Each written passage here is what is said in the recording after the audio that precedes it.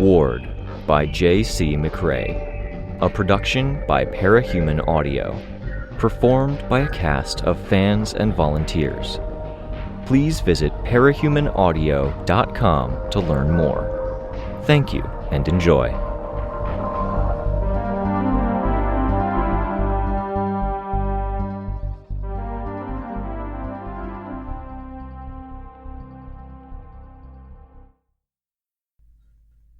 Arc 17, Sundown, Chapter 8. This is going to be a juggling act. At Shin Station, Capricorn, Sveta, and Rein were part of a greater assembly of heroes, forming the group at the station entrance and the loose perimeter around the mother giant. The shepherds who'd been stationed at the entrance had backed off as a crowd of capes emerged, half and half. Half had clothing in the Shin style, with masks and draping cloth. Capes, like more old-fashioned capes, had worn on Bet, but with more emphasis, layered with one cape atop another with a slightly different cut, so the edge of one beneath framed the one above. Stylized drapings of cloth made to evoke images, or made so overwhelming that the cape was 90% of the costume. There were patterns reoccurring across the costumes that looked like Shin's equivalent of tartan, argyle, or houndstooth, but more complex. The other half were ours, our most problematic. Coal Belcher, Gamble, Crocoshit, La Llorona, and more. Coronzon, Seer, Arima, Bamet. Fallen, arrested during the raid of their compound, taken to the prison. Broken out by Labrat and the Red Queen. A couple of the capes in their periphery looked like they might have been at the Fallen raid. Allies of the Crowleys, bikers and drug dealers, roped in, arrested. Amy joined the group from Shin. Giants walked with her, kneeling on either side of the group. She stood with one hand on a giant, doing her work, as others gathered off to the side. In a way, it was good that I'd tied her hands. Good that we'd pit her against a threat that essentially never stopped coming, and forced her into supplying a constant stream of soldiers to wage war against it. It limited what else she could do. Coronzon approached Amy, bending down to say something in her ear. "It looks like she cured his cancer," Rein murmured. Coronzon would be the senior member of the Fallen group when Mathers was captured. From what little I'd seen of him earlier, he'd been someone who was very like Mama Mathers in how he'd moved. She had been so thin and malnourished that she'd looked like she would creak when she moved, a wisp of a person who came across as old when she definitely wasn't. Coronzon, as Rein had suggested, had had cancer and had been ill enough he'd hobbled. He didn't hobble now. He moved like a young man. He wore a shawl of animal hides that had been bleached as white as hides could get, over white robes that had stains around the ankles. A hood covered his head, and a thin black mass bubbled and twisted in the expanse beneath that hood, casting his face in permanent but inconsistent shadow that made it look like his skin was boiling. It didn't follow his face perfectly, and at times he moved his head or glanced over at the heroes. I saw someone with sharp features and a sharper glare. "Can't listen in, sorry." "It's okay, Kens," Sveta murmured. "Do we have a problem?" Moonsong called out to the Shin capes. Coronzon kept talking, his voice low and impossible to make out, Amy listening, not responding. "What are you even doing, Amy?" Sveta called out. "What is Shin doing? They're playing games with you, and you're playing games with everything." "Can you get a message to Sveta for me?" I asked. "Depends on the message," Eric said, without looking up from his screen. "Tell her to tone it down. If Amy listens, she's going to be on the defensive." "Is this a continuation of your plan to manipulate your sister?" "It's a continuation of my plan to not have the Red Queen flip out and hurt people." "Amy!" Sveta's voice had that digital edge to it, filtered through long distance and a microphone, with no benefit from Kenzie's attention because Kenzie wasn't good at sound. Victoria's going to be disappointed. Victoria's always disappointed, Amy snapped back, turning. I'm a deluded little monster, according to her. According to half of you, apparently. More than half, Sveta said, speaking as someone who spent far too long being an actual monster. I could see Egg shift position, where he stood a little distance away from Sveta. It doesn't have to be the single thing that defines you. It apparently does, but I'm not doing the defining, Amy replied. She is. They are. Let me talk to Sveta, I said again. Or take my message, pass it on to her. Just tell Sveta Victoria says to relax. That's all. Eric didn't. I typed, tell Sveta to relax?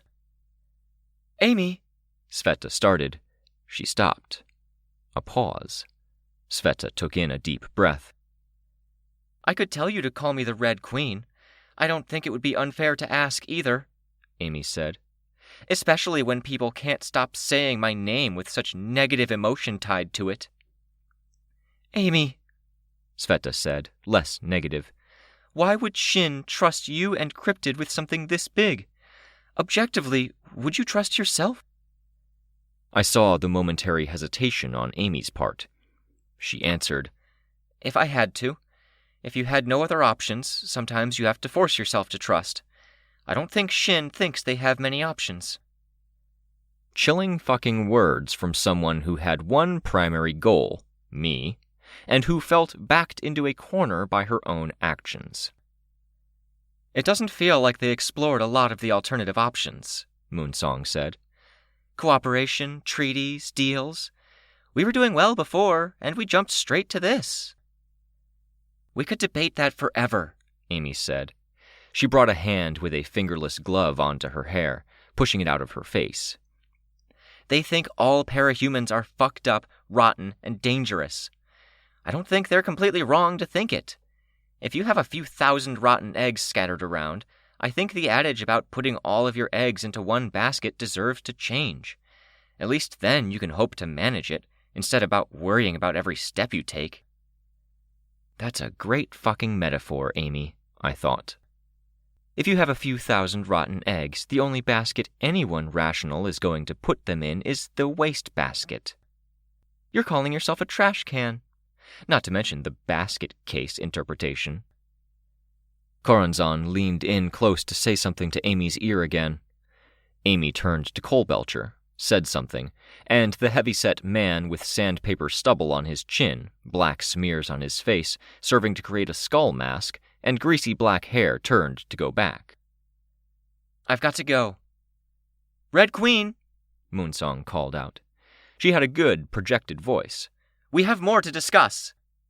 I'll be back, Amy said, letting go of the giant she'd been working on and walking away. Be good. If they do anything, my soldiers have permission to defend Shin. Moonsong was silent, but I could see her fuming. She'd been ignored, and she was an experienced enough heroine to know that posturing and position were critical for capes. It was something my mom had hammered in many times. Posturing, position, and power. None of those things could exist in isolation of the others. Continuing to speak into a void or shout after Amy would hurt her reputation because it would have meant begging for a response. Fucking stupid when it was Amy being the bitch here. Call yourself queen enough and you'll start to act like one. Keeping in mind that enough queens in history had been sufficiently monstrous or problematic to get the guillotine. Amy's absence had cut off the procession line, leaving a small army of capes she was supposed to be keeping under control behind. The heroes, frozen by the implied threat of a fight because Amy had left orders to protect Shin, and any action could be taken as aggression. Fucking fuck, Amy, what are you doing? Every time you get in touch with me, my life gets 100 times more complicated. The voice in my ear was Tattletale's. tense, not happy with how the situation had been left, with the Shin capes and the heroes in a standoff that was complicated by the continued production of giants. I rotated through the individual video feeds on the laptop. No Tattletale feed, but the kids were in the same building. I went to my notes, typing up details on the Fallen, and in the midst of it, typed and deleted a message for Tattletale, hoping Kenzie or her system would catch it. Koranzan retreats into a portal, stews, emerges as a monster. White hides and cowl, boiling black fur for mask. Arima grants danger sense and hyper-awareness to others. If she's protecting Amy, can't drop something on Amy from a great height. Single eyeball mask, wing motif. Seer blasts out shadowy duplicates, can exchange location with any of them. Horsehead, hides, robes. Bamet gives humans animal features and vice versa, permanent. Not touch-based as originally assumed. Three-faced mask, animal, human, and hybrid.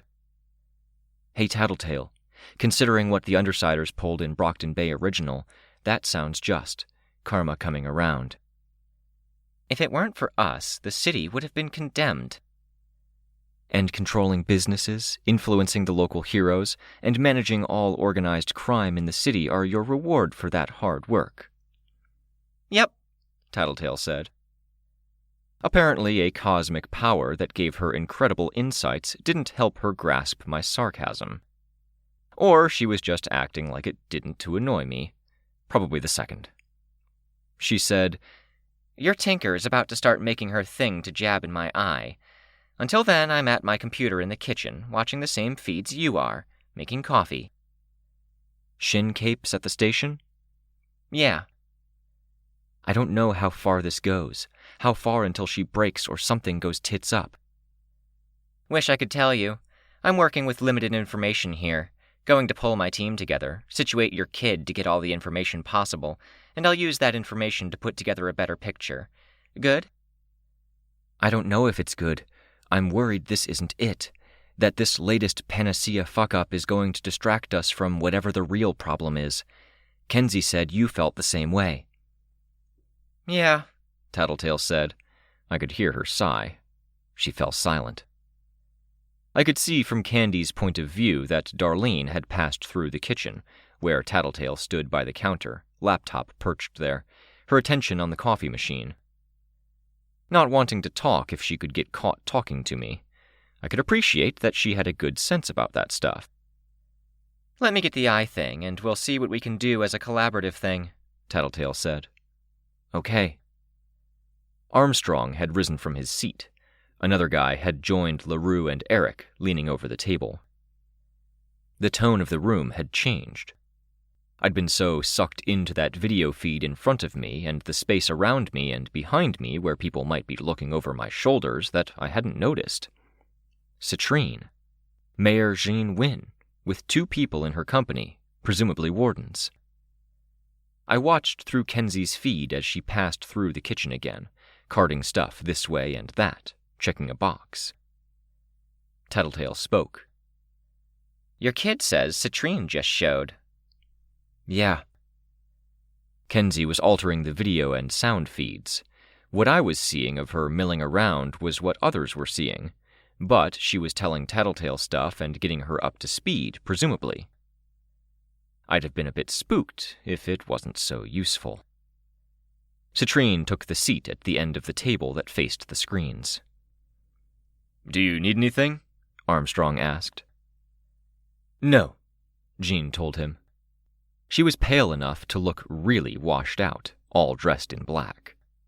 Her hair was styled and perfect, her makeup done up nicely. It made me think of my mom's efforts, in a way. But where my mom kept her hair short for strictly utilitarian reasons, Jean had hers long. My mom was a blade that she kept sharpened. Jean was elegant, regal, even in mourning. I want to make sure my city's okay, Camille. I wondered if she actually cared. It was hard to picture when she was as emotionally reserved as she was. Hey, your kid has a tummy ache, FYI. You know why, right? The sudden comment from Tattletale made my head spin for a second. Too much of a change from where we were. I know. She and I talked about it this morning. Just making sure. You have to warn people. Case in point, check your feed. Look at what your kid is doing. I've been keeping an eye on the situation. Rein was giving a rundown on the fallen to the local capes, talking quiet while the standoff persisted between the two groups. 3 groups, almost. The Shin capes didn't mingle with the prison capes and Amy.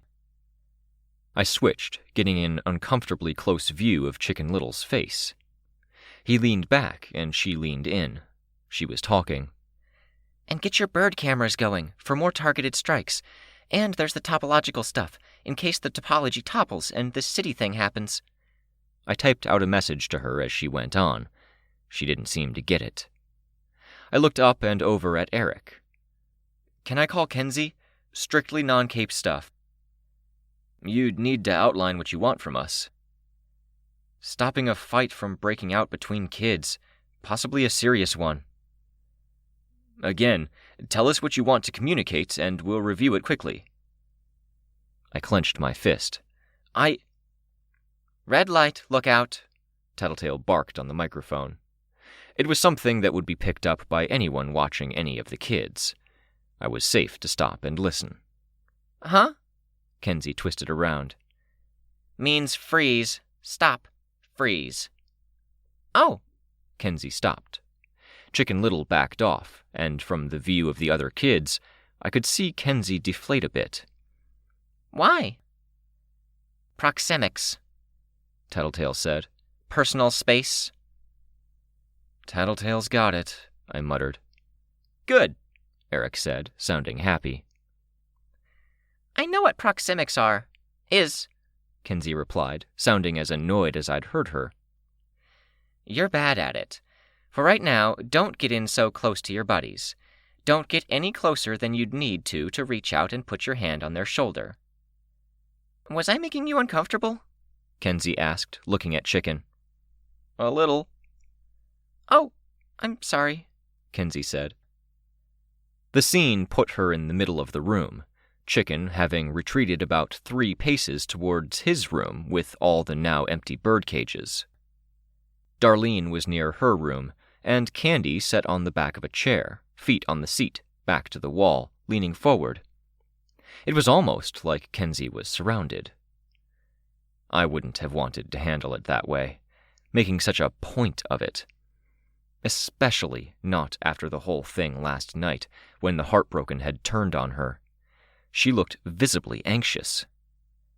You do that sometimes, Chicken Little said. I'm sorry. I'm not mad or upset, Chicken Little said, insistent, like he was already expecting or seeing resistance that didn't come across on the camera. Maybe it was how fast the apology had come after his statement. I could almost relate, thinking to my dealings with Amy. I really didn't want to connect Kenzie and Amy in my head. Sorry, Kenzie said, still a bit defensive. Difference is that Amy doesn't say sorry. I'm not even convinced she feels sorry. They're both really bad at listening or noticing cues when it's stuff they don't want to hear, though. I'm just trying to explain so we can be better friends in the future, Chicken Little went on.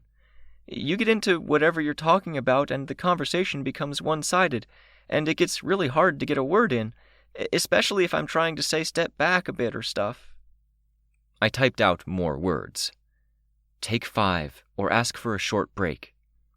Kenzie didn't react. Can I call in? I asked. Talk to her? If you tell us in advance what you're going to... I interrupted. I want to reassure her, distract her, refocus her. She's a kid who had a surprise bad night after a bad evening, and I want to ensure today goes more smoothly. I want her to take a break.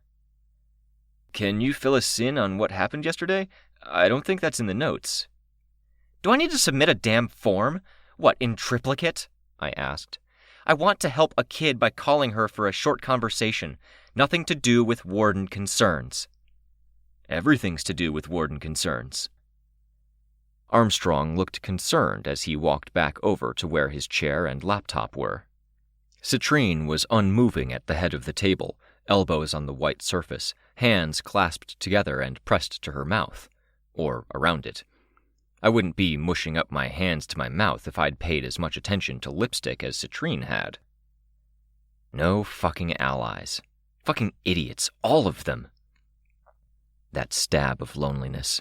The frustration. Eric, seriously, is this a power trip?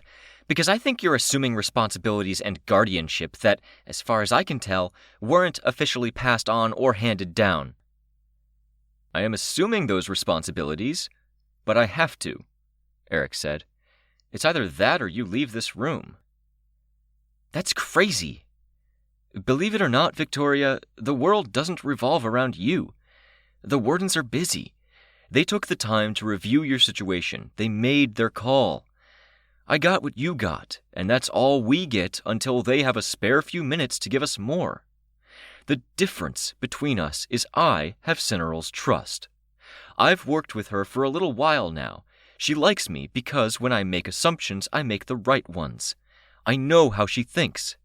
I'm making a judgment call that these continued restrictions are what she would want, and that she'd want to vet any statements you make with all necessary context before letting you unduly influence your team. I looked over at Armstrong. This doesn't feel right. Maybe not, the man replied. Chevalier will report in by phone in about 15 minutes. Some of the others will be calling in too, including Miss Militia, who you know. Can you hold on until then? If you want to appeal, you can do it then. I'll pull strings to ensure you get the chance. I'm worried this ends up an actual bloodbath before then. It's kids, Eric said. I pressed my fist against my forehead, face turning up toward the ceiling, taking in a deep breath. Lookout is powerful, yes? It's in the records. She's proven herself to be capable. But you don't get kid capes without trigger events and trauma. She's been through a lot, and so have those other kids. They're parahuman kids. Some are heartbreakers. The older ones or the young ones? Citrine asked. I turned, feeling a glimmer of hope. Young, but not the youngest. They're little nightmares. They're great, except when situations like this come in and someone needs to step in and steer them. Yes, Eric said. You trusted her to Tattletale's company, so trust Tattletale to be that someone. Stay put, no call. Those are my instructions. And I'm following these instructions on your say-so? I asked, bristling. Pretty much, Eric retorted. You aren't winning me over here with this attitude. Is that possible? I sat up straight, hands on the desk. To win you over? I mean, it helps to try. Helps what? I asked him. If I have to make situational calls, and you're being unreasonable or emotional, I might make different calls. Listen, if you happen to be right, you can make your case to Cineral and the other wardens, and I'll get hell for it. I don't care about your hell, or your status in the wardens, or anything like that. I want the world to end up okay. I want my team to end up okay. Last night, the Heartbroken, 2 of those kids there are heartbreakers, as you probably know. I know. They mobbed Lookout, and she only barely got out okay. Now there's another mob, and Lookout is tired, off balance, and spooked. They're on camera. Kenzie's voice had an edge to it, enough of an edge that it interrupted me. Chicken Little had been doing most of the talking in the background, and now he fell silent. The conversation had been heated, with underlying emotion, and probably a few things left unsaid. Which seemed to be an ongoing problem, because this wasn't the first time Chicken Little had tried to air his grievances or curb Kenzie's problematic tendencies. But each time this stuff did come up, the context of the situation meant it couldn't be a debate. That wasn't even the biggest concern. Bloodbath. Darlene was conspicuously still and quiet through all of this. And it was her defense of Chicken Little and her very obvious attachment to him that spurred on her worst behavior. No jabs, no comments, no teardowns, no "don't hurt the chicken" lines. She did nothing, and that made me worry. "I think you've said what you need to say, Chicken," Tattletale said. "She's right. This isn't the time or place." "Cameras?" "We're on candid camera," Kenzie said. She smiled. "Eye thing, remember? I told you it'd be on and stay on." Chicken Little touched his chicken mask. "It's easy to forget," Candy said from the sidelines. "Sorry, didn't mean to gripe with people watching," Chicken Little said. He was a calm little guy. I could imagine myself being a lot more frustrated at the circumstance. "No," Kenzie smiled back. "We're okay, right?" "We're okay. We're teammates. Nothing changes that," Chicken Little said. "Good. Let's refocus for now," Tattletale said. "Look out, go to your workshop, get what you need, build what you need. Everyone else, pack. I'm going to make something to eat, depending on what's in the fridge." "I've got 10 different kinds of egg, probably," Chicken Little said. "Throw those out so they don't go bad, in case we come back here. Or store them to bring with us if you really think you can eat them," Tattletale told him. "But pack. No procrastinating." Chicken Little groaned. "Speaking of procrastinating, there's a blanket in the medical room," Candy said. "Cold hands are awful to tinker with. Let's bundle you up." "The heat should kick in soon," Tattletale said. "I'll remind you, Lot, the operative part of the word refocus is focus." "Soon isn't now. I'll get the blanket anyway." "Thank you," Kenzie said. "I'm going to go get some water, then I'll get to work." "It's like herding cats," Tattletale said as the two kids ran off. I had to switch to Darlene's point of view to keep my eye on Tattletale, with a brief cycle through points of view to make sure Rein and the others were okay. Standoff was in progress. A bit of adjustment because the size of the mob of giants had increased, forcing the heroes to move off to the side. Some other stuff, some ongoing conversations, but it looked quiet, tense. I was more concerned on ensuring Kenzie was handled. Tattletale was talking as I cycled back to her. "Very hard?" "I'm trying to be good," Darlene said, quiet. "Sitting on my hands, keeping my mouth shut." "It's working. In another circumstance, I could see you getting heated." Darlene fidgeted. "She's in a weird mood, look out." "You're not wrong, kiddo. Do me a favor. You know where the medical boxes are. Spare me having to use my power to find them and dig up some ibuprofen. Then help me make grilled cheese and tomato soup, hot chocolate and cookies a bit after." Darlene nodded, smiling. She got up out of her chair. "You used your power to work out what's in our pantry." "Mm-hmm. Come on. Extra cookie for you for not stabbing Lookout with a pen. And you're not grounded anymore." "Knife," Darlene said. "I try to always keep a knife now." "I would have shot you if it came to that." "You would have tried." Tattletale put her hand on the back of Darlene's head or her shoulder, guiding her. I looked across the table at Eric. He hadn't reacted in the slightest, which made me think he wasn't watching the video feed of Darlene's perspective. Tattletale guided the kid into the tiny kitchen that was in one corner of the hideout. Darlene's point of view was the best view I had of Tattletale. Snuff re-entered the building, leaning into the doorway. Candy stopped in her tracks. "Tats, it's Snuff," Candy said. "Undersiders are coming," Snuff said. "Tell her. I'll leave you alone." "I heard," Tattletale called out. "Thanks, Snuff." Snuff went back outside. I watched through Darlene's viewpoint as Candy, hugging a folded blanket to her chest, found her equilibrium, taking a few seconds before resuming movement, throwing the blanket over top of Kenzie, who was in her computer chair. "Who's coming? Imp?" Darlene asked. "Yep. Aunt Rachel, Foil, Parian. Remember to use their cape names since the cameras are on. Darlene nodded, the camera bobbing. Tattletale pressed her phone to her ear. Ibuprofen. You know where it is? I know where to look. Darlene went to the same room Candy was collecting blankets from. Tattletale's voice came through the mic, presumably for me alone. Hot chocolate, extra cookies, and whatever treats Imp brings for your kid. It won't make her unbearable or messy. She'd be holding the phone to her ear while talking to me, so it wouldn't be too suspicious. I typed. The messiness comes from social stuff, not really sugar. She'd appreciate the extra care. All right. Anything to watch for? I'm conserving some strength for what's to come. I typed my reply. She hit a life milestone, and she's probably missing the fact she doesn't have a mom or dad to give her that extra bit of care. When Undersiders arrive, she'll be the odd one out. Yeah. So embarrassing. Fuck, this was hard. Juggling, remembering who was aware of what. Of course Kenzie was seeing my interactions with Tattletale. I typed. We're all coming at this from a place of caring. Tats wants to help.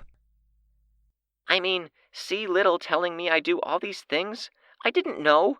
I stand too close and I lose my breath, and I thought everything was going super well, and it isn't. It never is. And everyone watching. I see the faces on webcams and security cams, and audience feedback systems tell me how many are viewing, and it's a lot. Haha.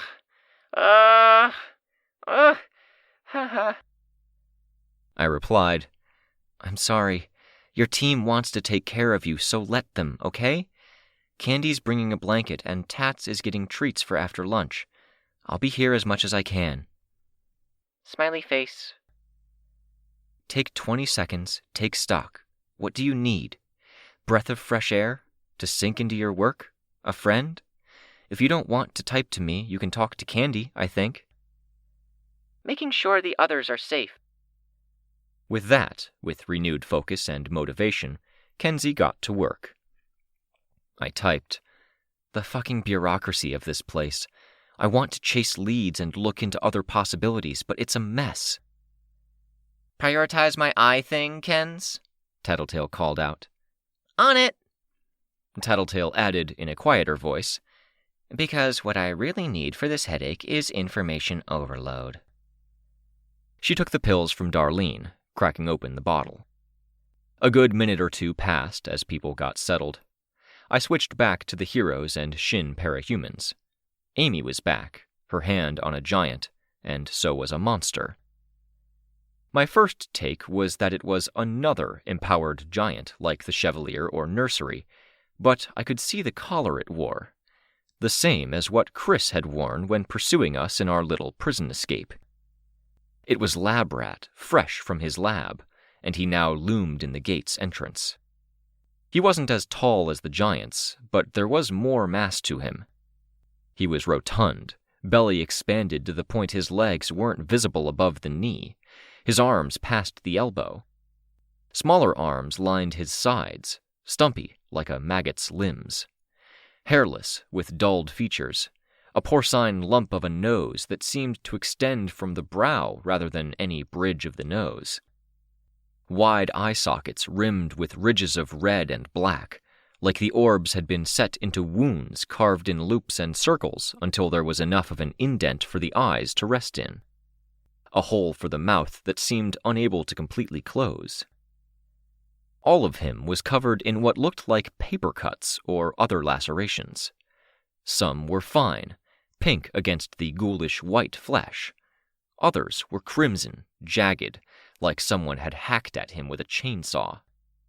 Black masses that could have been branches or wire stuck out of the wounds.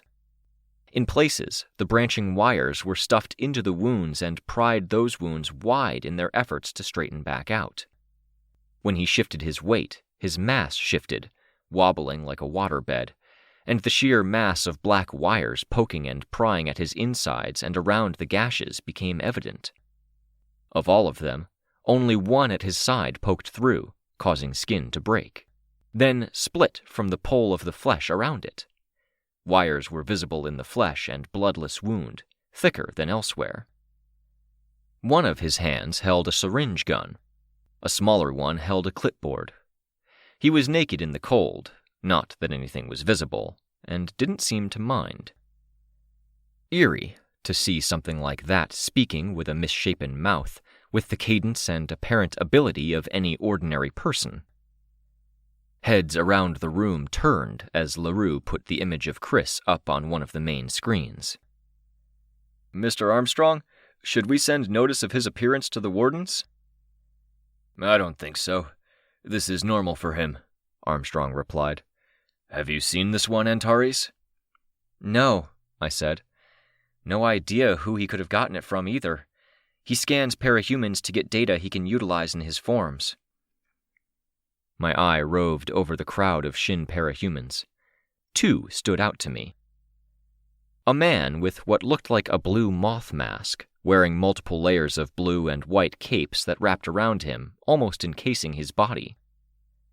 He didn't seem to have access to his arms or even the full range of motion of his legs. His hair was nearly white, he was tall, and his lower face, visible beneath the mask, had a constant, slight smile to it. Another was a woman, who slouched badly with her arms hanging at her sides as if there was an anchor tied to each hand. She was missing one eye, the socket surrounded by a burn, and one of her breasts was gone. She was beautiful in a scary sort of way, and the scars didn't take away from that. Her posture did. She was paying more attention to Chris than anyone else, and Chris tended to get a lot of attention already. Obsessive level of attention, then. I'd heard that Goddess had access to a parahuman who could alter people's appearances. That she'd used this parahuman to make her parahumans beautiful and healthy. It was in the warden's records, because there had been notices to watch out for Shin agents after the issue at the prison a week ago. To warn teams about taking on new and attractive members. Those two felt like the ones to watch. It was another intuitive thing, another thing for me to keep track of, another thing for me to juggle. Another train of thought to go down as I mulled over my newfound connection to my agent, to my wretch. I could remember papers, remember areas being explored. This time, I was thinking less about what contributed to those connections, and more about what happened when the connection manifested. Added control over powers. Added nuance in power, sometimes in the form of new techniques and moves. More power, obviously. More range. Those were the basics. Powers that had drawbacks could find those drawbacks relaxed if the user regularly practiced with their power, meditated, put their powers to use in the field, which might be conflated with being in the midst of more conflict. God, what had it been? I racked my brain to remember one file. A passing remark by a cape with control over sound, who had pumped sound into a tinker's engine. They'd evidenced a good sense of what sounds would be most effective. It had been a city-wide whining sound that was supposed to target people with criminal intentions only, and the sound manipulator had known what sound was best. They had noted in their paperwork that they didn't think they'd have been able to do that the year prior. Blessed paperwork, the little details that emerged. That was awareness. It might suggest a grasp of the subject matter adjacent to the powers, a fire manipulator getting a sense of flames and how they burned, because that was the sort of thing their agent paid a lot of attention to. And, of course, courtesy of a bit of paperwork from Gollum, who stood next to Rein, while Cuff talked to Rein about girls, there was another dimension of parahuman agent growth related to that, because another thing adjacent to all powers was powers. Was my intuition augmented by my closer connection to the wretch, that radiant, fragile, multi-limbed specter I'd glimpsed last night? Did it give me a greater sense of parahumans, threats, and where threats lay? If it did, how was I supposed to distinguish between my actual gut and my power-provided gut? I typed, Tattletale? Bad time to start talking. I'm going to have to put the phone down soon so a little kid can jab something metal into my eyeball. I typed more.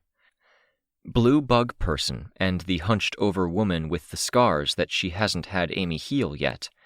Why are they grabbing my attention like they are? Hold on, kid. I heard Kenzie make a complainy sound. Surprisingly whiny for Kenzie.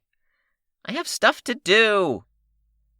Through Kenzie's perspective, I watched Tattletale look over to her laptop, switching the feed, and making the video full screen again. Did your power tell you something? Kenzie asked. Yeah, my power.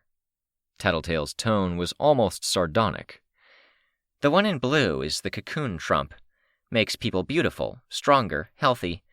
Gives them protections, keeps them a certain age. I typed, the one with the slouch is paying attention to Lab Rat. We want you gone, Amy announced. How ironic, I mused, with no humor. Not an option, Moonsong replied. Capes behind Moonsong had shifted position in the last 10 or so minutes. The standoff hadn't broken, and it was apparently a question of power and position. Amy could move because the procession of giants she was treating and giving innate instructions to hadn't ceased, but the Shin group was doing a better job of keeping still and staring down our side than the inverse. Moonsong, I noted, hadn't budged. Breakthrough was doing pretty well. Rein had only moved to square off against the Fallen, facing them. The Shepherds and the Shepherds sub-teams. They had a core team of about 16 members, and another 30 lesser members who handled the ground game, focusing on neighborhoods and sub-communities within the city. The Huntsmen were there, I noted. Breakthrough was there too, but only half of the group. Opposed by a stubborn Amy who had found her next cause to be stupid over. She was backed by Chris, Fallen, Shin capes that had apparently been tortured, and prisoners. The sides looked to be about even, not counting the mother giant, nor the army she had gathered in rings around her, shuddering fonts of fertility, flesh, and afterbirth.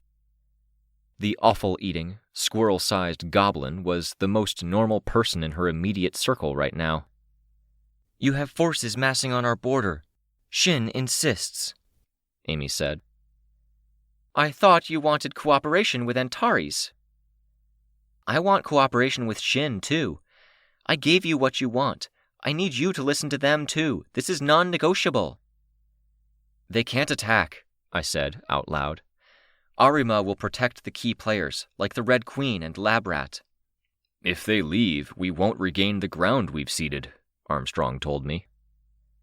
I don't think they win. I think you have some exceptionally talented capes there, but I think the bad guys, Shin, they come out ahead. They'd say we're the bad guys, Eric said. Can we get a hold of Chevalier? You said he'd be available. We need a judgment call. Armstrong motioned at a nearby terminal where the warden's staff were gathered at one of the bigger computers. No, sir. He's still walking to the portal. Weather's slowing him down. Can we send a helicopter? Is one free? No. The 3 closest helicopters are transporting Foresight, clearing a jam on one of the main roads so the people can keep evacuating, and coming back from the Chite border situation. That last one won't reach Chevalier before he reaches us. Can't use powers, Armstrong said. I'm in, Tattletale murmured, her voice abuzz in my ear. I can see. How to even handle this? Ahem. Listening? Tattletale asked. People around the table reacted. Listening, Eric said. Senior wardens are tied up elsewhere.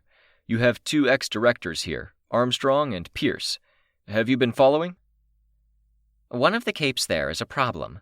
Woman with the slouch and the burned eye. She's aggressive. If anyone makes the first move, it's going to be her. She's the source of the black shit Lab Rat has inside his body. She inspired the power he's built his body around, like a trial run of the giants. Thank you, Tattletale, Armstrong said, leaning forward. He looked back at a woman who was at the terminal. "We'll pass it on." "Passing it on," the woman said. Pierce, I assumed. "Informing team leaders." The escalating hostilities continued. No longer a standoff. The Shin Capes were finding positions that were less standing in their individual groups and more finding the spots they wanted to fight from, spacing out. Some Capes advanced, so they wouldn't have as far to travel to start hitting shit. The slouching woman with the missing eye was among them. Others moved closer to cover, like the pillars by either end of the station, or even using the kneeling giants that Amy had yet to tend to shield themselves from possible fire. The ones to watch were the ones who didn't move at all. Bomet, Seer, the Cocoon Cape. A quick check of the kids showed Chicken Little with Darlene at his desk. Kenzie was in her computer chair in her workshop, bundled up in a blanket with a steaming mug of what might have been soup off to one side. Candy leaned in behind her, hugging her around the shoulders while looking at the screen. Candy's mug set off to the side. No murder happening there. Juggling, I thought. I felt so out of place, out of my element. Especially when the prick sitting across the table from me wasn't letting me have any input. "You realize," Seer called out, "if a fight breaks out, I break you in half, Rein boy." Rein didn't respond. "No extreme violence," Amy said. "I gave you rules and biological imperatives. Follow them." "I am," Seer said. "Shin set their own rules and imperatives, remember? You struck your deal with them. You gave us the rules they dictated. We can do whatever's necessary to protect Shin, including if we think a mass-murdering little shit like him might pull something." "Dangerous, horrible little shit like him," Arima said, her voice young. Rein was stone still. Amy was silent. She didn't have nearly as much control over her rotten eggs as she liked to pretend. Chris turned his back to the scene, lumbering back inside. "Bomet's got a trick up his sleeve," Tattletale said. "People near him need to back up." Armstrong signaled. Pierce accepted the signal, passing on the message. Moonsong gestured to teammates. They backed up, and Moonsong took a few steps back as well. Bomet moved to get closer to some capes at the front line, and Moonsong had them back up as well. Bomet could give people the features of animals, and vice versa. It took surgery to fix unless he cooperated. He hadn't cooperated, apparently, for the entire time he'd been in the prison. He'd said it was a matter of principle, belief, and making unbelievers appear on the outside as they no doubt appeared on the inside. I hadn't heard anything about Amy doing anything to make him come to Gimel and fix people either. "Good. You're going to need to pass on my tips far faster than that in about 20 seconds, Tattletale said. "Yeah," Armstrong said, "giving you a direct line to Pierce." "Was that a literal 20 seconds? Pierce asked. "Yes. 2. "Brace!" Pierce ordered, leaning into the microphone. The slouching woman moved, falling to her knees, her hands hitting the ground like dropped weights. A line of black wire branches ripped out of the earth, tearing up road, each one larger than the last. With Moonsong in front, Moonsong was the first in the line of fire. Between the touch of the ground and the imminent impact, there was only about a second. But the heroine didn't run or try to get out of the way. Instead, she raised a hand. The branches were uprooted, flung skyward. So was the offending cape. With the break in her contact with the ground, the branches ceased appearing. "No!" Moonsong called out. "Years of good relationship, and you're throwing it all away!" The suddenness of the counterattack seemed to give the villains pause. Amy, perhaps most of all. She'd never been a fighter. She'd hated the idea of appearing on the battlefield. I opened my mouth to tell Eric and immediately gave up. I typed, Bait Amy. She's scared. She wants a way out. I need you to pass on a message from me to the Red Queen, Tattletale said. Do not tell her it's from me. I typed. My outburst earlier, it's eating at her. Tell her... I kept on typing. Tattletale recited, passing it on, building on it with her power. Amy, Sveta called out. I don't want to talk to you. Amy was so good at the position thing, so good at placing herself in areas we couldn't touch her, where she had rank or respect. She had power. But posture. She had a way of looking weak even when she was on top of a world, so to speak. They were going to eat her alive. It was inevitable. I could see it in the Fallen. Earlier, Amy, you said when there are no other options, you end up extending trust to the wrong people and places. That's not what I said. What options are you leaving Victoria? She asked. She raised her voice. My words. Typed, translated, built on, and passed on. Seer lashed out. A bolt of darkness, and a bunch of duplicates. Rein slashed out with a silver blade, maybe anticipating that one would become real. It didn't. Which, in turn, saw Scribe attack. A chunk of building tore away from the wall, flying toward the Shin group. Already marked with her sign, gripped with her telekinesis, probably well in advance. One of Scribe's companions leaped up with a jet of flame, touching the rubble. It started crackling with electricity. Someone in Shin's faction blasted it, tearing it to small chunks. But small chunks of wall were enough to gash, to concuss, to hurt others. One caught Amy in the head, and for a long 3 or 4 seconds she was out of view. I could entertain the idea of her dying and feel nothing except suspension, not even hope. Remember her outburst when she snapped at you, called you a deluded little monster, threatened you? Sveta's voice sounded so minor in the midst of other sounds, but I had zero doubt Amy heard it. Amy straightened. The hurt on her face wasn't, I was pretty sure, from the head injury. Last chance, Amy called out. Her voice had taken on a different tone. You guys don't get to dictate borders or rules. If Shin says to back off, back off. Listen, Sveta called out. She said that because she was backed into a corner. If you keep on this course of action, you're only making that worse. Capes were backing away from the mother giant now. Sveta was one of the ones who didn't back off as much, because backing off would mean she was out of Amy's earshot. The imperatives might have been in evidence here. So long as our side was retreating, their side wasn't attacking. But retreat meant giving ground to Shin we might never retake. Not like this.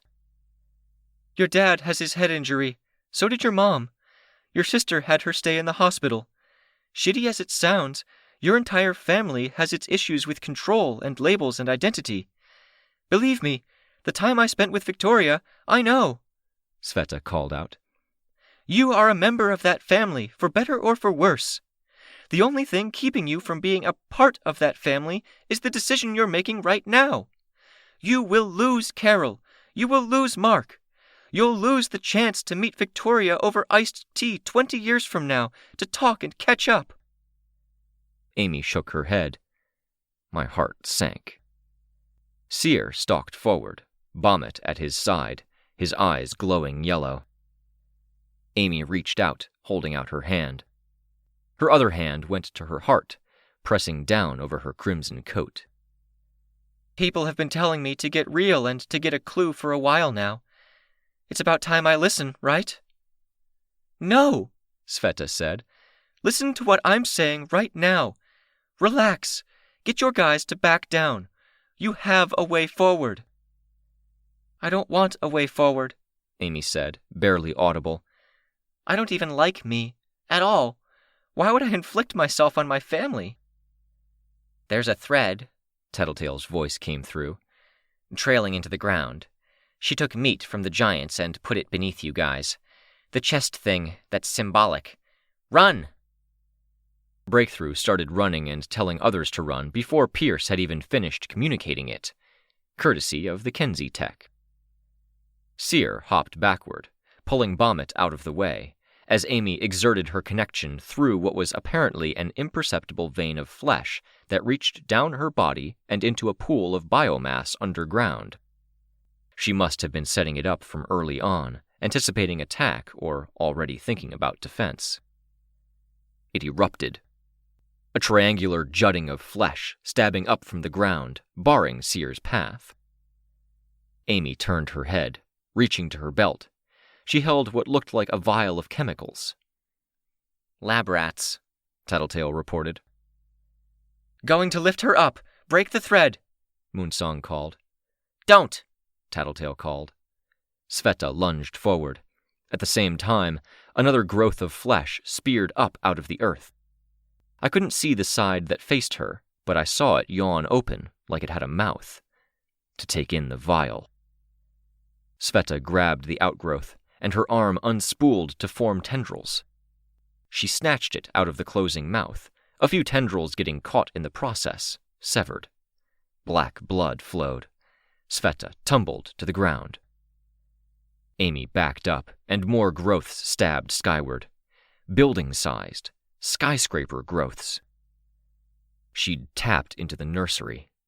I could only imagine what she would have been able to do if this growth of a thing had drank Labrat's chemical and mutated. It took the entire hero team to defend themselves. Rein's silver blades. Moonsong pressed growths flat. Golem created giant hands that reached up and gripped them.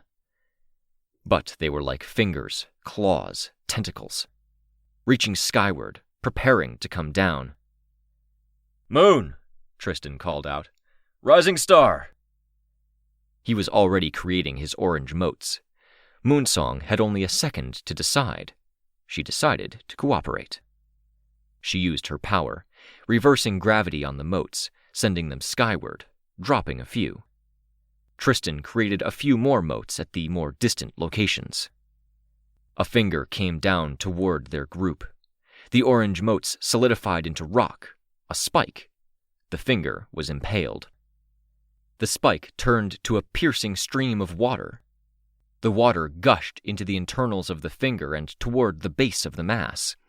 It ripped at the metaphorical seams, exploded. Others came for Sveta, separating her from Amy. Defensive. A building blocked her exit to one side. Limbs came down on two more sides, leaving her only forward, and soon that was blocked off. She wasn't as agile with her new body, all considered. Not that she'd been adroit in her prosthetic one. I felt so fucking helpless, watching as the fingers closed in, shrank the space available to her. Amy, at the same time, backed up. My sister, cornering my best friend, leaving her nowhere to go, while a spike-tipped claw loomed above, ready to drop like a scorpion's tail. It plunged, broke right past an outcropping of Capricorn's rock. I had Sveta's view as she was trying to get to her feet, still trying and still looking skyward as the spike came down. A blur of black, darkness. I paged through to other views to confirm what I didn't want to see. I saw Sveta lying on the ground, her face buried against Slickian's shoulder. The mover in the tight black costume who could slide through tight spaces. Go, Amy called out. Leave. Shin wants you gone. I want to pass on the message, Sveta called back. Get it through that thick skull of yours. Why? Because Victoria said she sees something in you. Her words. Not that you're a good person. Not that you're a saint or a healer or a possible tool. You're a person to her. Flaws and good sides included. Those are her words. She kind of hates you, and I think you know that's for good reason. She's willing to extend you a chance. I have no fucking idea why. I said that before you tried to stab Sveta, I thought. One by one, the limbs receded, pulling into the ground, leaving ruined road and buildings in their wake. The front of the station had broken away due to one power use. She hadn't even used her army. She'd made them back off. This wasn't the Amy I'd known. This was the Amy who had spent years with Marquis. "I can't even talk to her without her getting upset," Amy said. "Obviously not," Sveta said. The first thing she'd said that wasn't in the script. "What's the point, then?" Amy asked. I typed, Kenzie giving Sveta the words. "The point is you realize nothing you're doing is making things better or happier. You realize you've been hearing people say you need to talk to a therapist or reach out, and you have a gut reaction not to. Maybe you stop listening to that gut reaction. Victoria's willing to concede the idea it might be your power, your agent nudging you. Let's take that concession. Let's fight past it." Did she ever think that maybe, just maybe, my being around someone who has an aura that makes you think she's the best thing ever, or the scariest thing ever, might mess with someone like me? Like, maybe it's an abusive relationship, yanking me this way and that's why I'm so screwed up? Amy asked. I froze. The statement felt heavy, like it took something for her to voice it. How long? How long had Amy been holding on to that? I typed. Sveta said my words. "You never went out into the field, Amy. You hated caping. She used her power around her mom and her dad, around Crystal, around Shielder, and even her boyfriend more than she used it around you. At higher and lower intensities. If it had that effect, it wouldn't have been you." It was Amy's time to freeze, to consider. "I'm vulnerable, weak, pliable. I was alone. They were actual family, and Gallant was emotion resistant." I typed.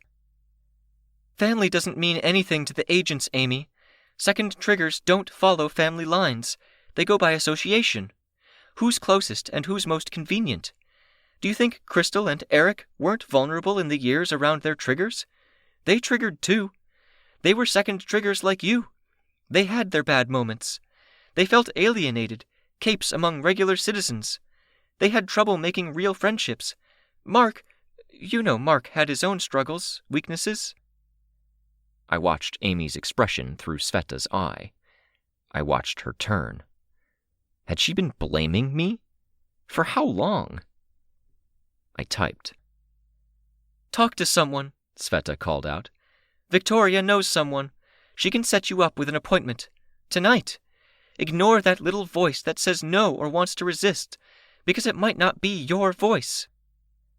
Amy didn't respond, instead pointing at Seer, at other capes, directing them back to the station. They obeyed. Sveta took a few steps to get closer. "Amy!" Sveta called out. You almost killed Sveta, I thought. My heart was pounding. I could have spit bile. I swear, if you walk away now, I will kill you.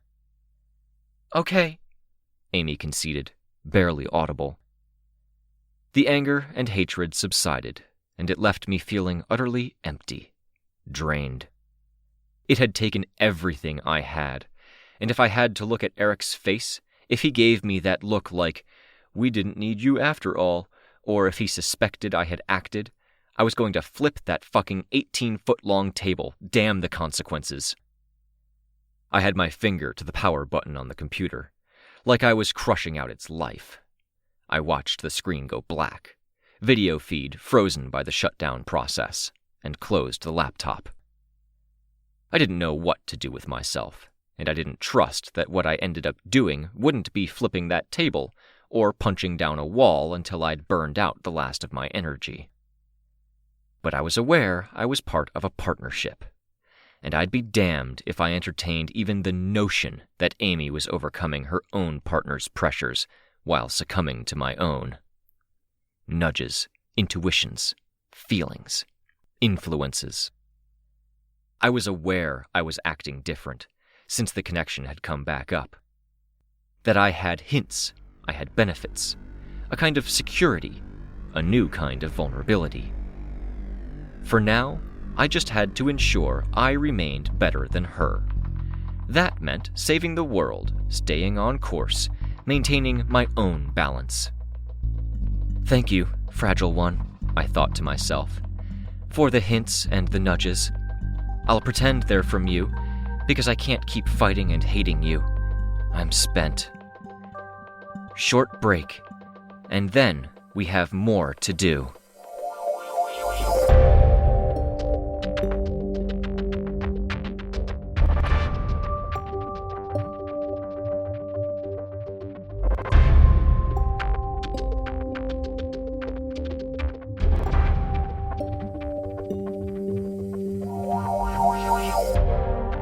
This was a production of Ward by Parahuman Audio. Ward and the Parahuman stories are written and owned by J.C. McCrae. You can find the original text and support the author at parahumans.net. For more of the Ward audiobook, as well as other community works, please visit parahumanaudio.com. Music for this chapter was by Evan Witt. Find out more at wittynotes.com. Editing by SamuraiBuko. Narration by Robert Rein Ramsay. Find more of their work at our website. Thank you for listening.